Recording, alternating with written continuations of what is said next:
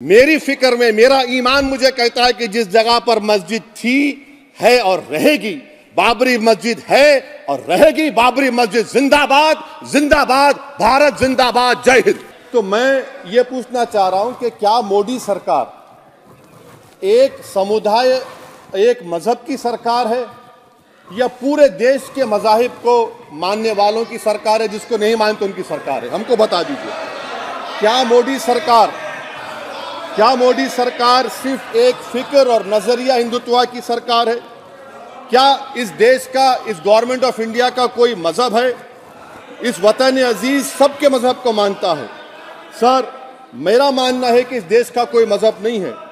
क्या ये सरकार 22 जनवरी का पैगाम देकर ये बताना चाहती है कि एक मजहब को दूसरे मजहब के मानने वालों पर गलबा और कामयाबी मिली?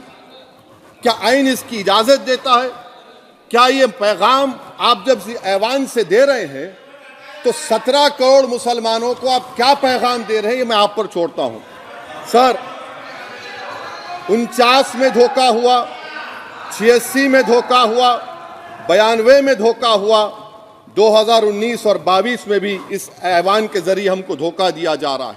और अफसोस के साथ कहना पड़ता है सर कि मुस्लिम अक़लियत को हमेशा ये कहा गया कि तुमको भारत के शहरी बरकरार रहने के लिए एक बहुत बड़ी कीमत तुमको चुकानी पड़ेगी, और हम पर इल्जाम लगा दिया गया। सर, क्या मैं बाबर का स्पोक्स पर्सन हूं? क्या मैं जिना का स्पोक्स पर्सन हूं? क्या मैं औरंगजेब का स्पोक्स पर्सन हूं? बताइए सर, आखिर मैं कहां तक आप मुझे लेकर जाएंगे? दूसरी बात यह है सर, दूसरी बात यह है कि फिर 6 दिसंबर के बाद देश में फसाद हुआ, नौजवानों को टाडा में डाला गया जो बूढ़े होकर निकले।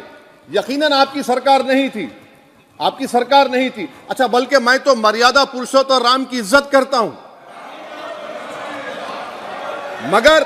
मगर मैं नाथूराम गोडसे से नफरत करता हूं। मेरी नस्लें नफरत करती रहेंगी क्योंकि नाथूराम गोडसे ने उस शख्स को गोली मारी जिसके जबान से आखिरी लफ्ज निकले, हे राम। सर, छठी बात यह है कि 87 में मलियाना हाशिमपुरा हुआ, 83 में नल्ली हुआ, 44 में जम्मू में नस्ल कशी हुई, 2022 में हल्दीवानी में कत्ल हुआ। इतने धोखे सबसे बड़े किसको दिए गए? असदुद्दीन ओवैसी को दिए गए। मगर फिर भी मुझसे ही कहा जाता है कि वफादारी को तुम साबित करो अपनी ओवैसी। सर, आज भारत के 17 करोड़ मुसलमान अपने आप को अजनबी और एलिनेट महसूस कर रहे हैं। मैं बहुत बड़ी नाइंसाफी होती है। सर, ये कोई तारीखी नाइंसाफी को इंसाफ नहीं किया जा रहा है। स्पीकर बल्कि अंग्रेजी में स्पीकर सर, केवल एक प्रश्न का जवाब ओवैसी साहब दे दें कि बाबर को वो आक्रमणकारी मानते हैं या नहीं मानते हैं? पुष्पमित्रा संघा को आप क्या मानते हैं? बताओ, पुष्पमित्रा संघा को आप क्या मानते हैं? जम्मू के वो, कश्मीर के वो राजा को क्या मानते हैं जिसके पास एक फौज थी मंदिरों को तोड़ने के लिए? आप क्या मानते हैं? यही तो मैं कह रहा हूं कि निशिकांत दुबे 47 में आजादी मिली, असदुद्दीन ओवैसी से बाबर की बात पूछ रहे हैं। तुम गांधी की बात पूछते, तुम बोस की बात पूछते, तुम जलियांवाला बाग की बात पूछते, तुम काला पानी में जो मुसलमान शहीद हो गए उनकी बात पूछते, मगर बाबर की बात पूछी जाती है। तो सर,